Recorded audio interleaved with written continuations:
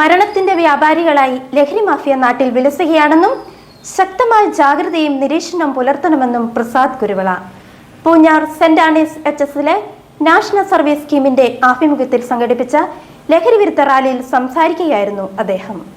മരണത്തിന്റെ വ്യാപാരികളായി ലഹരി മാഫിയ നാട്ടിൽ വിലസുകയാണെന്നും ശക്തമായ ജാഗ്രതയും നിരീക്ഷണവും ഇളം തലമുറയും പൊതുസമൂഹവും പുലർത്തണമെന്നും അല്ലാത്ത പക്ഷം ദൂരവ്യാപകമായ പ്രത്യാഘാതങ്ങളെ നേരിടേണ്ടി വരുമെന്നും KCBC ടെമ്പറൻസ് കമ്മീഷൻ സംസ്ഥാന സെക്രട്ടറി പ്രസാദ് കുരുവിള പറഞ്ഞു. പൂഞ്ഞാർ സെന്റ് ആന്റണീസ് HSലെ നാഷണൽ സർവീസ് സ്കീമിന്റെ ആഭിമുഖ്യത്തിൽ പൂഞ്ഞാർ ടൗണിലേക്ക് സംഘടിപ്പിച്ച ലഹരി വിരുദ്ധ റാലിയെ തുടർന്നുള്ള സമ്മേളനത്തിൽ സന്ദേശം നൽകുകയായിരുന്നു Prasad Kuruvila.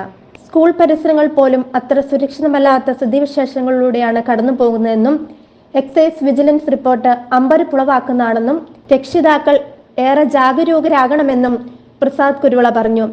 NSS coordinator Nisha Manuel, PTA secretary Baiju Jacob, Ranimol Jose, Bobby Thomson, Saji Joseph, Seema Sebastian, volunteer ലീഡേഴ്സായ റിച്ചാർഡ് സാബു, അലീഷ ബിജോയ് എന്നിവർ നേതൃത്വം നൽകി.